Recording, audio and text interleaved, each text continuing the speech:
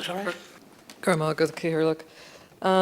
I'd like to welcome Minister Colin Brophy to the House here today, and I also want to thank Senator Neil Blaney and Senator Aaron McGreehan and all the colleagues, I suppose, for bringing this motion forward.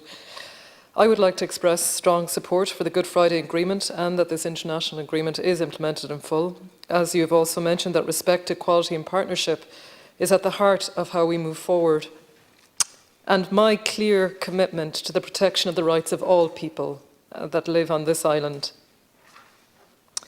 I've lived in Northern Ireland, in Portstewart and in Belfast, prior to the Good Friday Agreement. The Good Friday Agreement from 1998 was a miracle. It was an instrument that moved us all towards the end of violence of the Troubles. And it was a result of a dialogue. And the referendum, as has been mentioned here, the people of Northern Ireland in 1998 voted over 70% in favour of Good Friday Agreement. In the Republic of Ireland, over 94% voted in favour. Those are figures we need to listen to. That was the commitment, that was the direction given by the peoples on both sides to this agreement. However, now we are in anxious times. Open and honest dialogue with a shared commitment is vital. We need the Northern Ireland devolved government institutions to be fully operational, and yet, on Minister Brophy's statement just earlier, I welcome the engagement, as you've mentioned. It was to hear the detail of the shared island unit and the number of areas where there is consensus and where there is groups and, I suppose, an all-island approach to engaging communities, finding commonality, working to drive where we can really most benefit for our citizens. You mentioned the Ulster Canal, railways, climate mitigation, FDI investment. How crucial is that going to be going forward to actually have jobs? In health, we understand the pandemic didn't recognise borders.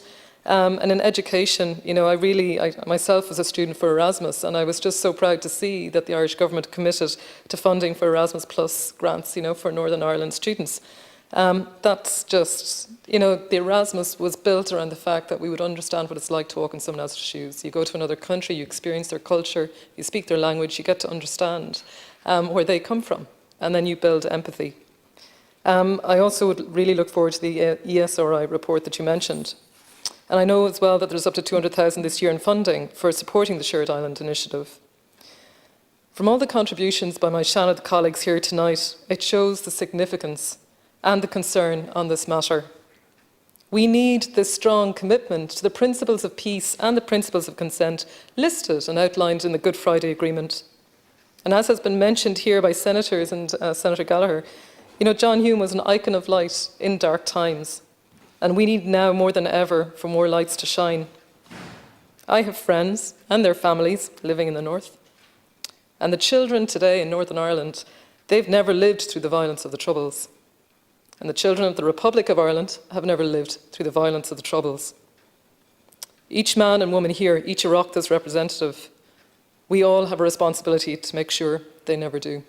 Thank you.